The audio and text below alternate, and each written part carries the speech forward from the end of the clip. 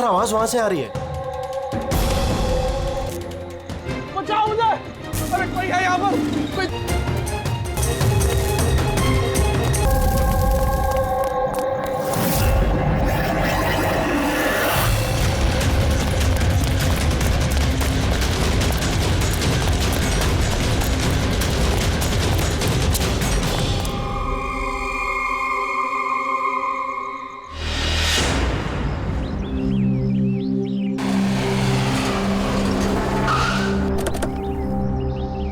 नमस्ते सर।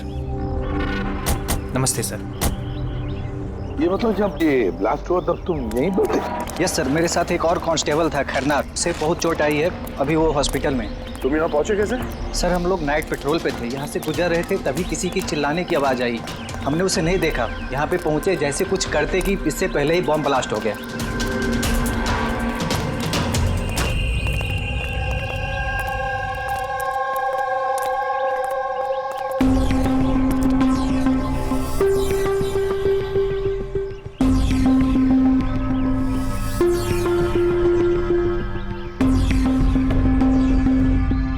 बात बताओ, जब तुम यहाँ पर आए तो तुमने किसी को यहाँ से जाते हुए देखा, भागते हुए देखा? हाँ सर, मैंने उसका पीछा भी किया था पर वो निकल गया। वो मेरे आगे ही था पर पता नहीं अचानक कैसे गायब हो गया। और इधर खैरनार की हालत सही नहीं थी तो फिर मैं उसके पास वापस आ गया। सही किया तुमने, गुड वर्क। ओके, जरा रास्ता चेक करो, देखो फॉर्म का बचा कुचा कुछ पार्ट मिलता है क्या, और जो कुछ भी मिले एविडेंस में ले लो उसको।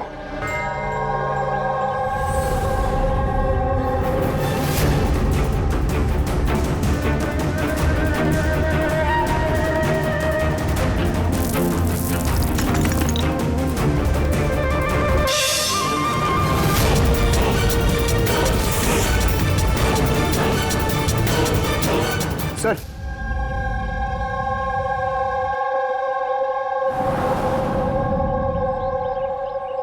डायनामाइट स्टिक, और सर इस पे बैच नंबर भी लिखा हुआ है। Arrow dynamic. सर, हाँ, ये चमक रहा है कुछ।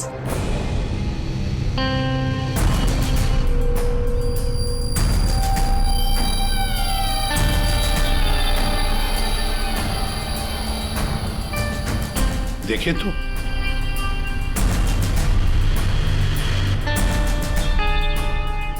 गया, ये तो दांत है, सोने का दांत। एक मिनट, जरा मैग्नीफाइंग ग्लास दो।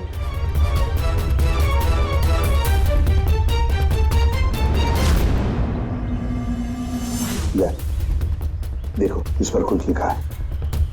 हाँ सर, NK लिखा हुआ है। NK? तो कहीं ये मरने वाले के नाम का इनिशियल तो नहीं है? बिल्कुल हो सकता है। और कहीं ऐसा तो नहीं ये NK नाम का जो भी है किडनैप किया गया हो? और अगर किडनैप किया है तो सर उसके घर वालों ने कहीं ना कहीं तो गुमशुदा होने की रिपोर्ट लिखवाई होगी। हाँ, चेक करते हैं, देखते हैं कितने NK इनिशियल्स के कितने लोग गायब हुए हैं।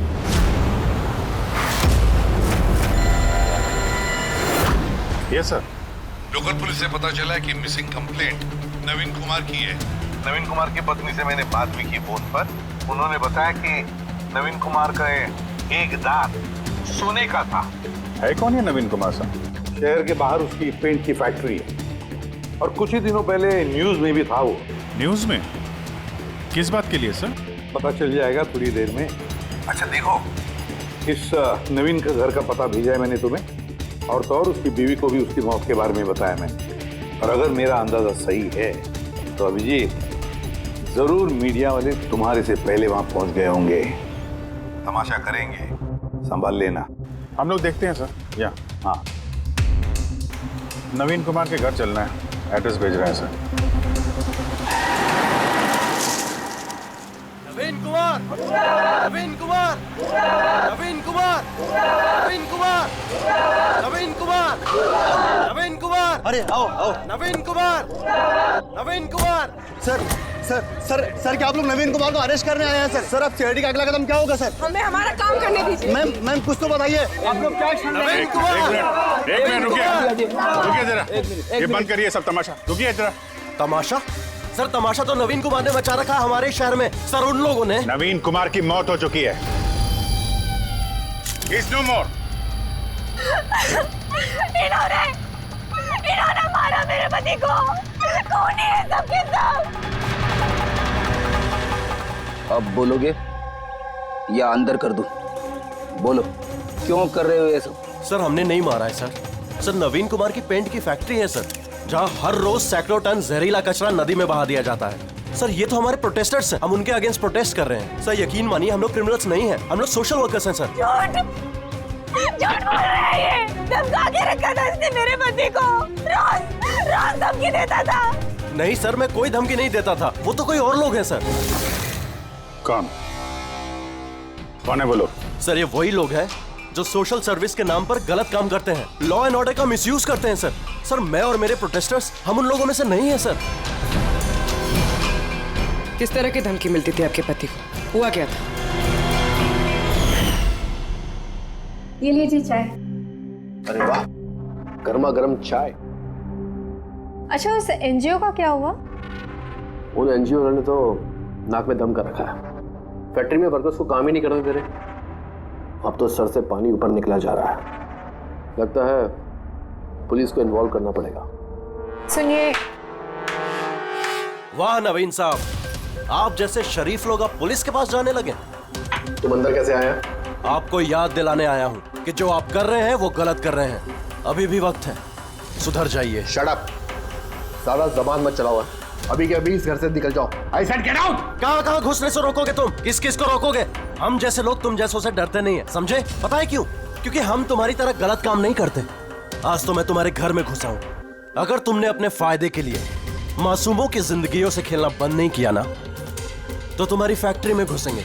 तुम जैसे गुंडों से निपटना मुझे अच्छी तरह आता है, और ये फालतू की धमकियां ना किसी और को जाके देना। मुझे जो करना है मैं करूंगा, और तुम्हें जो करना है ना कर लो। मैं धमकी नहीं दे रहा हूँ, समझा रहा हूँ। अगर तुमने अपने उल्टे काम बंद नहीं किए ना, तो तुम्हारी फैक्ट्री तो मैं बंद करवा के ही रहूंगा। तू मेरी फैक्ट्री बंद कराएगा? मेरी फैक्ट्री बंद कराएगा तू? सुनिए प्लीज आप शांत हो जाइए और आप इन्हें परेशान करना बंद कीजिए। आप जाइए यहाँ से प्लीज। प्लीज कह रही तुम इसे? इससे तो मैं लात मार के घर से चल बाहर निकल। ये कहां से आवाज आई है?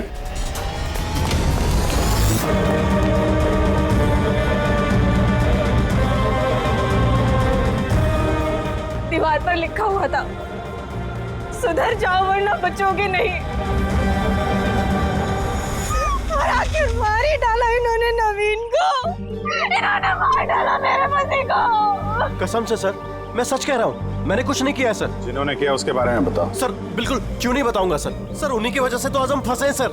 सर हम प्रोटेस्टर्स हैं, हम सोशल इन्वायरमेंट के लिए प्रोटेस्ट करते हैं सर। सर वो लोग किसी भी हद तक जा सकते हैं सर। पहचान सकते हो उन्हें? बिल्कुल, क्यों नहीं, लेकिन हमारी सेफ्टी का क्या सर? वो बहुत खतरनाक लोग हैं सर। डोंट वरी, तुम्हें कुछ नहीं होगा। नाम के सोशल वर्कर्स हैं, खाली क्रिमिनल्स हैं तीनों के तीनों। क्रिमिनल्स हैं? ये तुम्हें कैसे पता? मुझे क्या, हर किसी को पता है कि उनके ऊपर कितने केसेस चल रहे हैं। हमेशा वो बेल पर ही बाहर आया है सर। वो इंसान अपने आप को कुदरत का रखवाला कहता है, नेचर गार्डियन। सर सबसे पहले वो दिनकर। नवीन जैसे लोगों के चारों तरफ दुश्मनी होंगे सर। वो कहते हैं ना सर, जैसी करनी वैसी भरनी। क्या मतलब? हा? क्या कहना क्या चाहते हो तुम? इतने मासूम लोग की जिंदगी उसने खराब की थी सर। हो सकता है उसी में से किसी ने बदला लिया होगा। किसी ने क्यों? हम तो कहते हैं कि बदला तुमने ही लिया होगा, तुम्ही ने मारा होगा उसे। नहीं सर, मुझे उससे कोई पर्सनल दुश्मनी नहीं थी। मैं उसको क्यों मारूंगा? क्योंकि तुम्हें नवीन के तौर तरीके से तकलीफ दी। क्यों?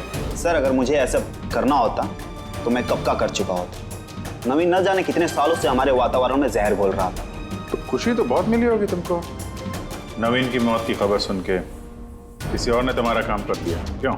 नहीं सर, मुझे उससे कोई हमदर्दी नहीं थी, लेकिन मैंने नहीं उसको मारा। हम क्यों माने कि तुम सच बोल रहे हो? सर, जिस वक्त की आप बात कर रहे हैं उस समय मैं यूनिवर्सिटी में लेक्चर दे रहा था। आप चाहे तो प्रोफेसर देसाई से बात कर सकते हैं, उस वक्त मैं वहीं पे था। सर पल्लवी वो हर दूसरे दिन न्यूज पर दिखते रहती है किसी न किसी से झगड़ा करते हुए। सर सोशल वर्क की फील्ड में आप किसी भी इंसान से पूछिए उसके बारे में, सबको पता है वो कैसी है, वो अपनी टीम से कैसे उल्टे सीधे काम करवाती है। हाँ तो करती हूँ मैं टेढ़े काम, सीधे तरीके से लोगों को बात कहाँ समझ में आती है। लेकिन मैं सीधे सीधे पॉइंट पे आती हूँ। हमें लगता है कि तुमने नवीन का खून किया है। मैडम अगर आपको ऐसा लगता है तो आप अपना और मेरा दोनों का टाइम वेस्ट कर रही हैं। आई एम एन एक्टिविस्ट, मैं कोई क्रिमिनल नहीं हूँ। लेकिन हमने तो सुना है कि आप आए दिन किसी न किसी कंट्रोवर्सी में फंसी रहती हो। सर बात ऐसी है कि अगर कोई सच्चा इंसान हिम्मत करके सही के लिए खड़ा होता है ना तो लोग डर जाते हैं, सहन नहीं कर पाते, खास करके अगर वो एक लड़की हो। आप तो जानते हैं ना सोसाइटी की मेंटेलिटी को।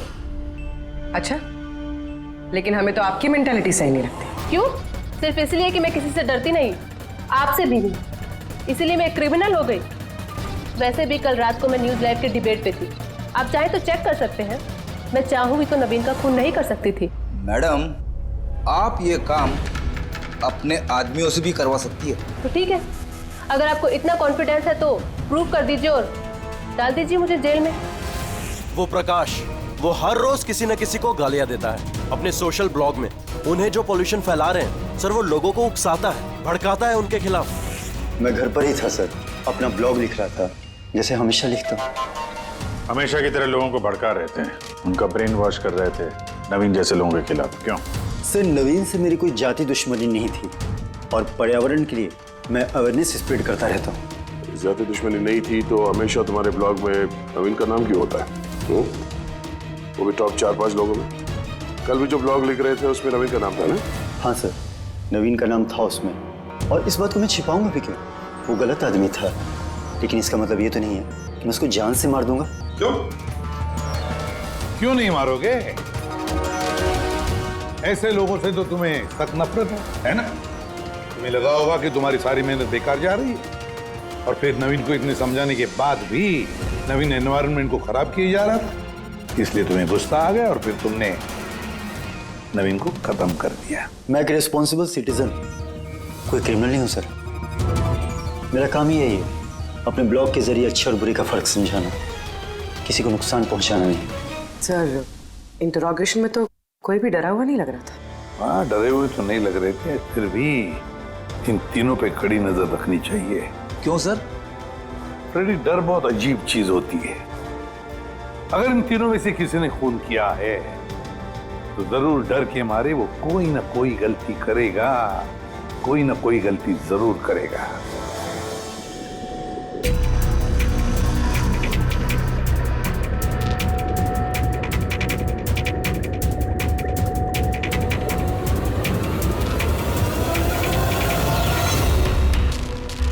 तारिका,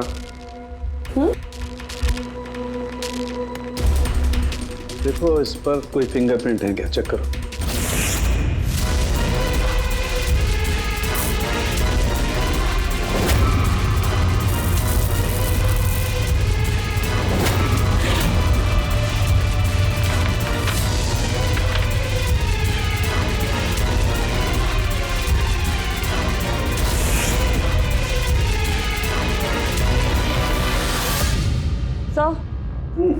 इस पे तो कोई फिंगरप्रिंट्स नहीं है। फिंगरप्रिंट्स नहीं है? Are you sure? 100% सर, कोई फिंगरप्रिंट्स नहीं है, लेकिन कुछ पार्टिकल्स मिले। हो सकता है कि स्किन टिश्यूज या डेड सेल्स हो। Dead cells? तो एक काम करो तारिका, उन डेड सेल्स को क्लीन करके रखो, पूरी चमड़ी को। वो आएंगे ना अभी श्रीमान प्रद्युमन, जानते हो ना हर चीज में अपनी नाक डालते हैं, जरूर पूछेंगे। Please clean it up. तो डायनामाइट पर कोई फिंगरप्रिंट्स तो नहीं मिले, लेकिन किसी के डेड स्किन टिश्यूज मिले, सड़ी हुई चमड़ी के टुकड़े। सड़ी हुई चमड़ी? हो सकता है वो सड़ी हुई चमड़ी के टुकड़े उसी आदमी के हो जिसने डायनामाइट लगाया हो। हाँ सर। तो सड़न के सड़ी हुई चमड़ी के टुकड़ों से तू डीएनए टेस्ट तो कर सकता है ना, पता तो चल सकेगा। बॉस, सड़ी हुई चमड़ी से डीएनए निकालना बहुत मुश्किल काम है। हाँ, लेकिन एक बात पक्की तौर पर कह सकता हूँ, जिस किसी ने भी इस डायनामाइट को आखिरी बार पकड़ा है ना, उसे स्किन डिजीज है, चमड़ी की बीमारी, और वो भी बहुत सीरियस बीमारी। ऊपरी तौर पर देखने से शायद पता ना चले, लेकिन बॉस ये बीमारी उसे अंदर ही अंदर खत्म कर रही है। फिर तो इस बीमारी के जरिए हम मुझ तक पहुंच सकते हैं। हाँ, पर कोई सुराग तो चाहिए।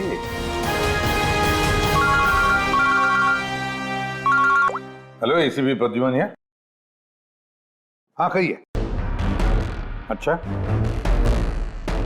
Good, thank you. Dynamite manufacturer बता रहा था, अपने रिकॉर्ड चेक किए उसने। वो डायनामाइट किसी खदान को बेचा था उसने। मतलब माइन साइट? हाँ, माइन साइट। बस अब पता लगाना ये है कि ये डायनामाइट खदान से खूनी तक कैसे पहुंचा।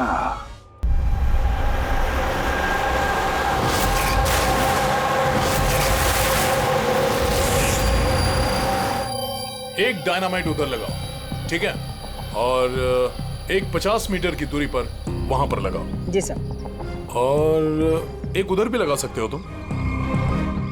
जी सर। और एक सीधे लगाओ वहां पर, बिल्कुल 50 मीटर की दूरी पर, और ये 6-6 सेकंड में ब्लास्ट होने चाहिए। जी सर। ओके। और कहां लगा सकते हैं? शायद वहां बीच में फिट करें हम। एक्सक्यूज मी, मिस्टर विनीत आप हैं? यस, आप कौन हैं? आप इस साइट के मैनेजर? लेकिन बात क्या है वैसे? देखिए विनीत जी, जब मैन्युफैक्चरिंग कंपनी से डायनामाइट तुम्हारे यहाँ आते हैं ना, मतलब यहाँ माइन साइट पर, तो उसके इंचार्ज तो तुम ही होंगे ना? इंचार्ज तो मैं ही हूँ, लेकिन कंसाइनमेंट के बाद ऑपरेटर टीम भी इसे हैंडल करती है। मैं इसे अकेला नहीं संभालता। हमने पूछा आपसे कि डायनामाइट्स कौन संभालता है? जरा ये डायनामाइट स्टिक ध्यान से देखिए। क्या बैच नंबर देख के बता सकते हैं कि इस लॉट के बाकी के डायनामाइट स्टिक्स इस वक्त कहाँ हैं?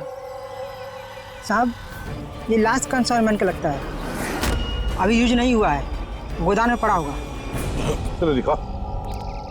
विनीत, जब ये डायनामाइट का कंसाइनमेंट यहाँ पर आता है तो उसे चेक भी तुम ही करते होंगे, तुम जो इंचार्ज हो, है ना? हाँ हाँ हाँ, ऑफ कोर्स सर। तो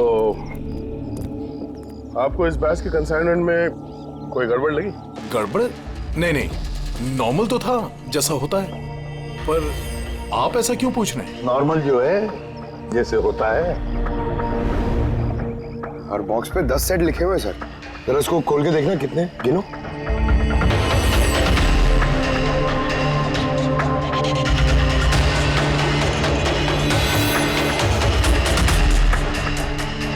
साहब, एक सेट कम है साहब। अब ये चेक करके यही मुंह खोलोगे या फिर खातिरदारी करने के बाद ही मुंह खोलोगे तुम? सर बताता हूं, मैं हमेशा से ये सेट्स मछुआरों को बेचा करता था, बॉम्ब फिशिंग के लिए। मतलब इल्लीगल इस्तेमाल करते हो इसका?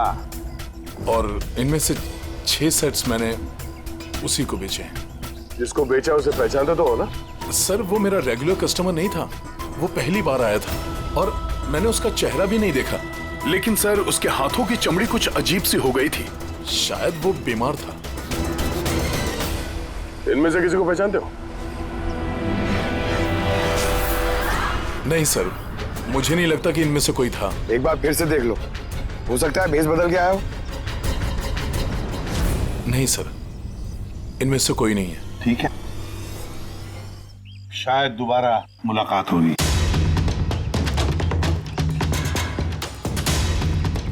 सर मुझे लगता है हमें उन लोगों की लिस्ट बनानी चाहिए जिन्हें इस तरह की बीमारी है।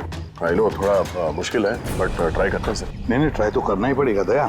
सबसे बड़े बड़े हॉस्पिटल और छोटे से छोटे नर्सिंग होम, क्लिनिक्स में जाकर पता लगा इस बीमारी वाले पेशेंट्स के बारे में। हो सकता है अगर हमारी किस्मत अच्छी हो तो कुछ सुराग हाथ में लग जाएगा। Sir let's go.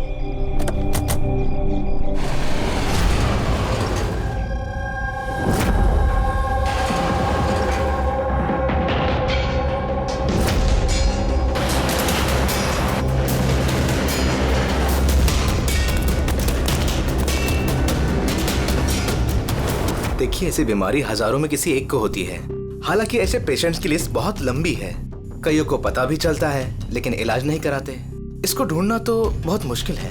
जानते हैं, पर फिर भी हम कोशिश करना चाहते हैं। इस आदमी का मिलना हमारे लिए बहुत जरूरी है। या आई कैन अंडरस्टैंड, लेकिन एनवायरमेंटल इन्फेक्शन कंटेजियस डिजीज भी है जो एक इंसान से दूसरे इंसान में फैलता है, और इसको ट्रेस कर पाना तो। एक मिनट, क्या कहा आपने? Environmental infection? जी, मतलब हमारे आसपास के एनवायरनमेंट में होने वाले इन्फेक्शन, हवा पानी वगैरह से उससे फैलने वाला इन्फेक्शन। चलिए मैं आपको एक पेशेंट दिखाता हूँ। न्यूरोलॉजिकल इनस्टेबिलिटी, ये बीमारी पेशेंट के दिमाग पर धीरे धीरे गहरा असर डालती है। वो अपना आपा भी खोने लगता है, उसका दिमागी संतुलन भी खो सकता है, जैसा कि नीरज ने खोया है। और फिजिकल कंडीशन, आई मीन ऐसे पेशेंट्स में ये तेजी से भाग सकते हैं वगैरह ये लोग? हाँ, नॉर्मली चल फिर तो सकते हैं, लेकिन अगर बीमारी एडवांस स्टेज की है तो दौड़ना उसके लिए पॉसिबल नहीं। सर लेकिन एड्रेनलिन इंजेक्शन लगाएं तो बॉडी में थोड़ी देर के लिए ताकत आ सकती है। हाँ, लेकिन उसका साइड इफेक्ट बहुत होता है सर। एड्रेनलिन इंजेक्शन देना बहुत रिस्की होता है। रिस्की हो सकता है, पर इस मुजरिम का जो मानसिक संतुलन जिस हिसाब का है, तो हो सकता है उसे साइड इफेक्ट से कोई फर्क ना पड़ता हो। लेकिन अगर वो वाकई नीरज की तरह मेंटली अनस्टेबल है तो फिक्र आप लोगों को करनी चाहिए। क्या मतलब? मतलब ये कि अगर वो एक खून कर चुका है तो दूसरा भी कर सकता है।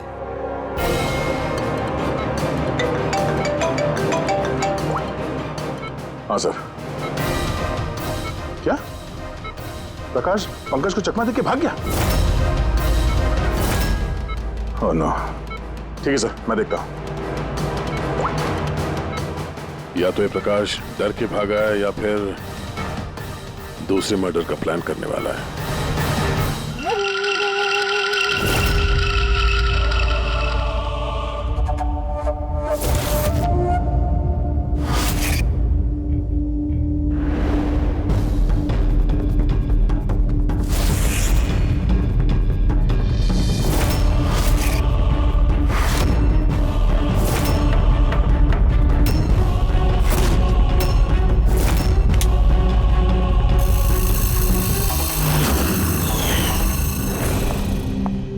अरे पापा, आज आप जल्दी उठ गए। Good morning. ये रही आपकी चाय, पी लीजिए वरना ठंडी हो।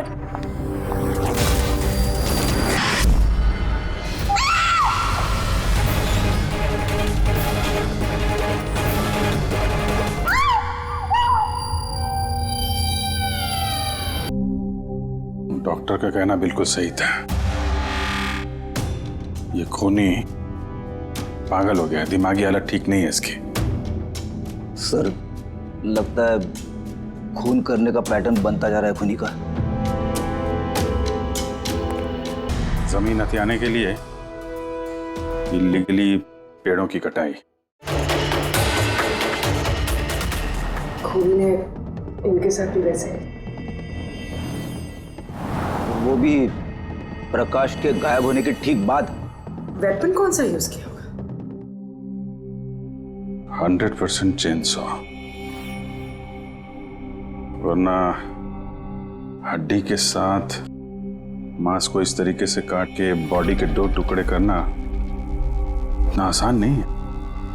सर, अगर चेन सॉ का इस्तेमाल किया है तो आवाज तो हुई होगी, घर में किसी ने तो सुना होगा। रात में घर पे और कौन कौन था?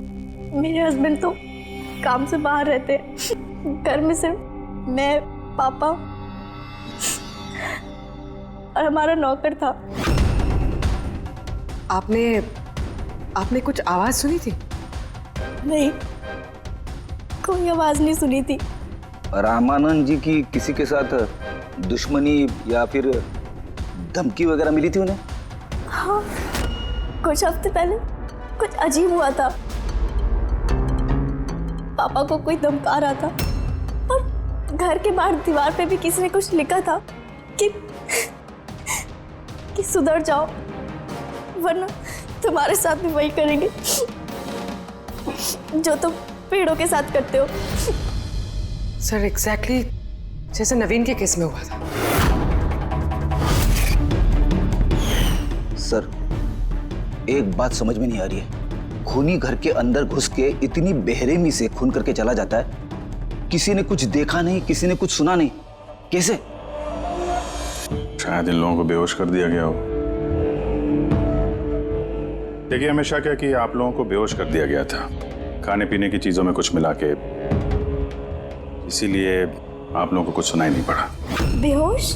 जी हाँ, कैसे ये पता नहीं, और इसी का पता लगाने के लिए हमें यहाँ की जितनी भी चीजें हैं फॉरेंसिक लैब में भेजनी पड़ेंगी।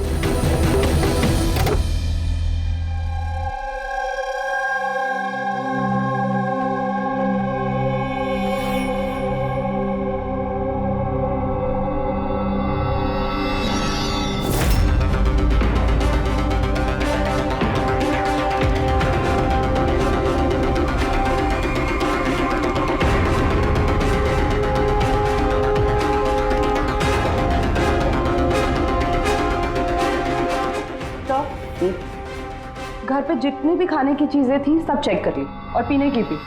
कोई भी नींद की दवाई नहीं मिली। No sedatives. नहीं मिली? Are you sure? एब्सोल्युटली। लेकिन तारिका, सब लोग बेहोश तो थे, इसका मतलब कोई ना कोई तो नशीली दवाई होगी जिसकी वजह से वो बेहोश हुए। खाने में पीने में किसी चीज में तो होनी चाहिए, इसमें थी।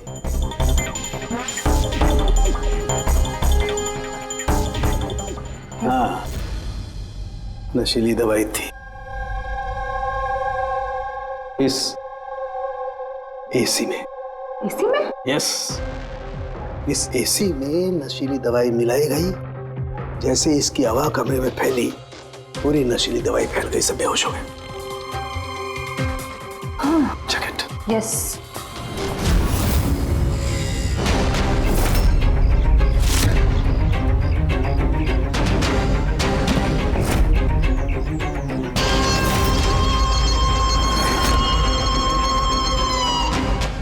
साउंड के, तो हवा में तीर तो नहीं मार रहा? ऐसा कैसे हो सकता है? ऐसा ही हुआ है बॉस। एसी में नशीली दवाई थी। मुझे एसी के ब्लोअर में, उसके फिल्टर में, सब जगह सेडेटिव मिला है, और वो भी बहुत हाई डोज। माय गॉड, ये कैसे हो सकता है यार? बॉस, एसी में सेडेटिव था, नशीली दवाई कमरे में फैली, सब लोग बेहोश हो गए। खूनी आया, उसने रमनन का खून बड़े इत्मीनान से किया और चला गया। किसी ने कुछ नहीं सुना। अच्छा चल ठीक है। सालुंके का फोन था, बता रहा था रमन के घर में जो एसी है उसमें से नशीली गैस छोड़ी गई थी, एनेस्थेटिक गैस।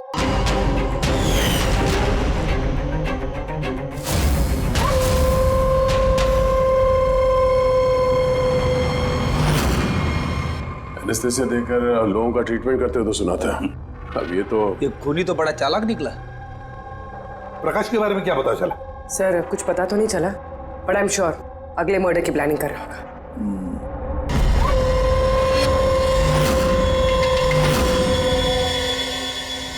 लेकिन अगर खूनी बीमार है तो ये प्रकाश तो अच्छा खासा भाग रहा था। सर, ऐसा भी तो हो सकता है कि उसने किसी और से खून करवाया हो। तो फिर वो भागा क्यों? आवाज कैसी? चलो।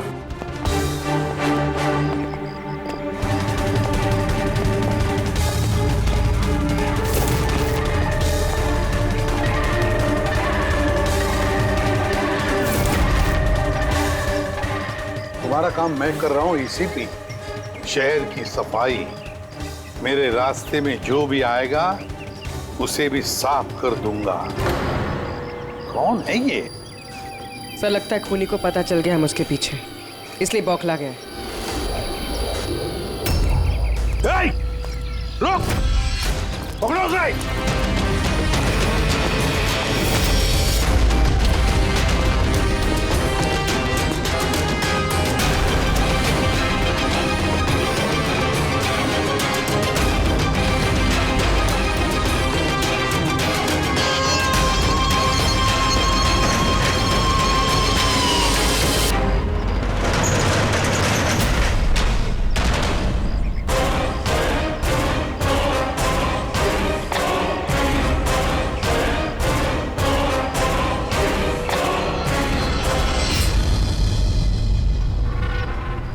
सर, सीआईडी से ये अलर्ट आया है।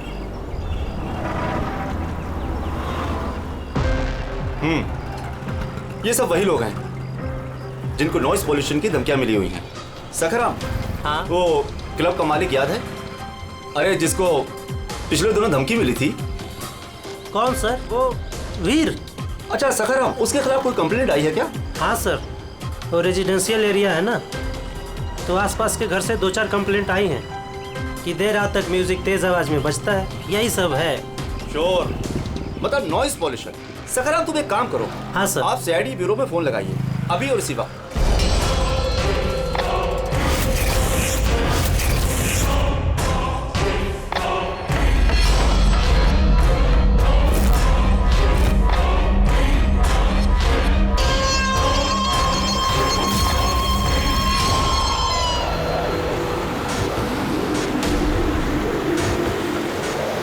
जल्दी करो अभिजीत, जल्दी करो। We are on the way sir. Club La Mesa का मालिक है, उसका नाम है वीर। लेकिन सर बात क्या है? क्या? लोकल इंस्पेक्टर से पता चला है कि वीर को भी वैसे ही धमकी मिली है, और वो भी नॉइज पोल्यूशन फैलाने के लिए। सॉरी सर, लेकिन नॉइज पोल्यूशन थोड़ा ज्यादा नहीं हो गया? पूर्वी, उसका दिमागी संतुलन ठीक नहीं है, तो ये खूनी कुछ भी कर सकता है। डोंट वरी सर, वो खूनी अगर वहां पर है तो इस बार हमारे हाथों से नहीं बचेगा। ये प्रकाश अभी भी लापता है और वीर की जान को खतरा है। कुछ भी करके उसे सही सलामत अपने पास लेकर आओ।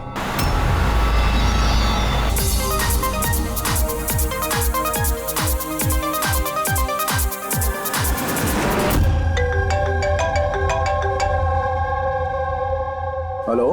हेलो वीर, मैं एसीपी प्रद्युमन बोल रहा हूँ, सीआईडी से। सीआईडी?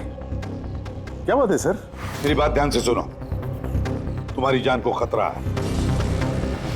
क्या?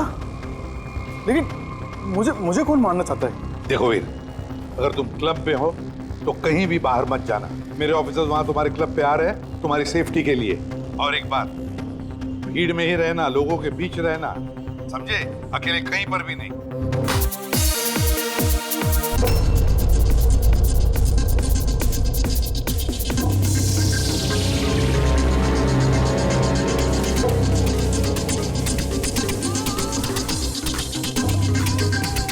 देखो, मैं अपने केबिन में जा रहा हूँ, ठीक है?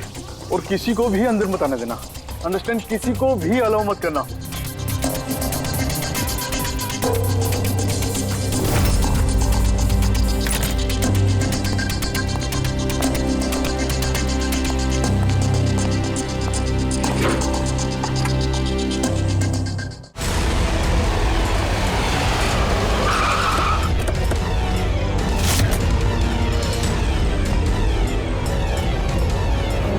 सीआईडी।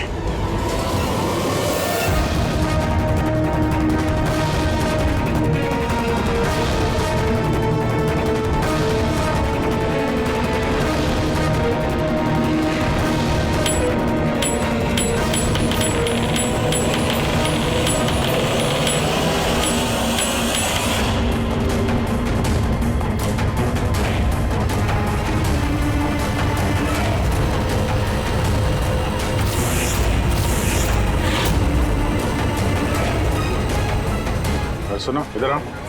जी सर। वीर कहाँ है? सर वो किसी से मिलना नहीं चाहते। हम लोग सीआईडी से। कहाँ है वो? आइए सर।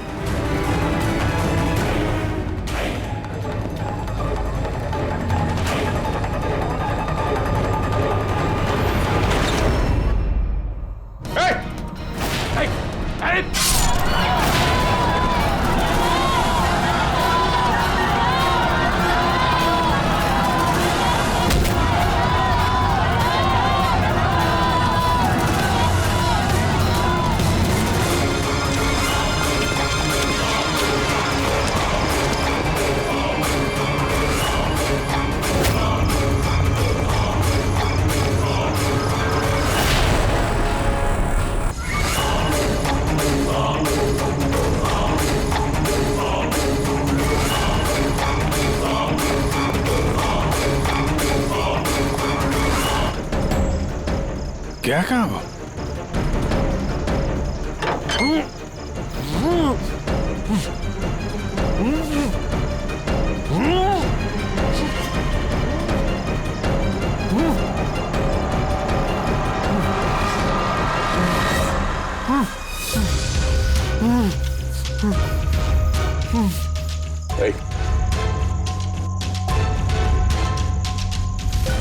प्रकाश? अरे बारो।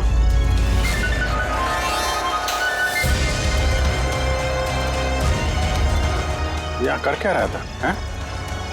नाटक कर रहा था क्या हमसे छुपने के लिए? नहीं अभिजीत, लगता तो नहीं है। इसके हाथ पैर बंधे हुए थे। लगता है किसी ने हाथ पैर बांध के इसे यहाँ फेंक दिया। पूर्वी, एसीपी साहब को फोन करके बताओ कि प्रकाश मिल गया और मरहम पट्टी भी करो। सर जाओ। चलिए। समझ में नहीं आता हर बार हाथ से निकल कैसे जाता है। गायब कहाँ हो जाता है? उसे आसमान खा गया या जमीन निकल गई।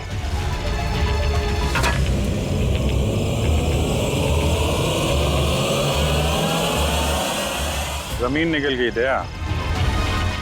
जमीन क्या? जमीन।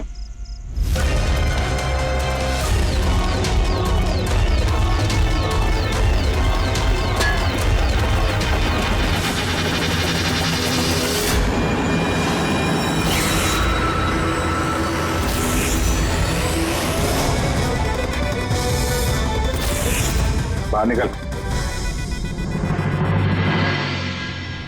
क्यों?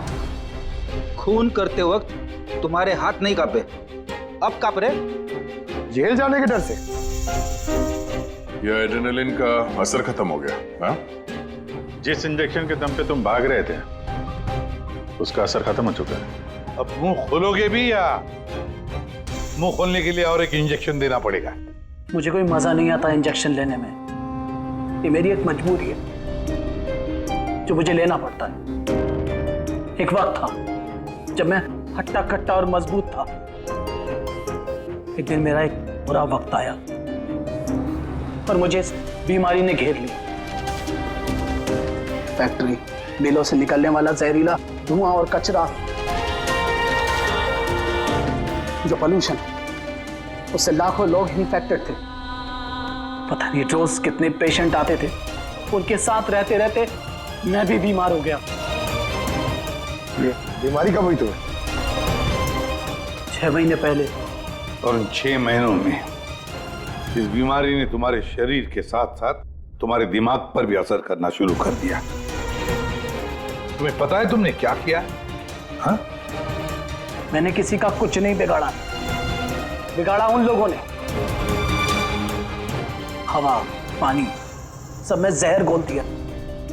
बस तब मैंने सोच लिया, जिन लोगों ने मेरी हालत की है उनको मैं छोड़ूंगा नहीं। मैं बदला लेके रहूंगा। और इसीलिए तुमने बीएमसी में नौकरी की, ताकि पूरे शहर के सीवेज सिस्टम का नक्शा तुम्हें याद हो जाए। उसका फायदा उठा के तुम वहां से भाग जाते। हमें लगता था कि तुम अचानक कहाँ गायब हो गए।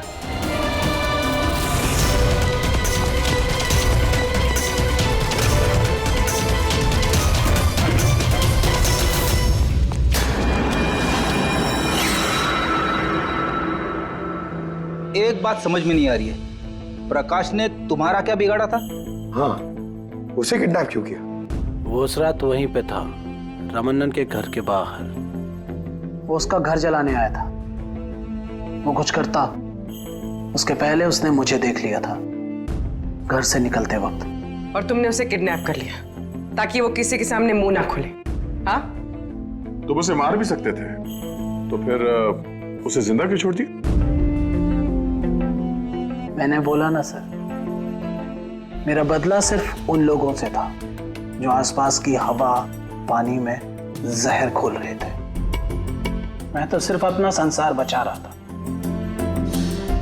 मैं कोई बचपन से खूनी नहीं हूं। दुनिया बदलने का ठेका तुम्हें दिया किसने? मोहन, तुम्हारे इस बदले की आग ने इतने सारे लोगों की जानें ली। उनकी जान लेना जायज नहीं था। बहुत गलत किया तुमने। कानून तुम्हें कभी माफ नहीं करेगा। तुम्हें कड़ी से कड़ी सजा होगी।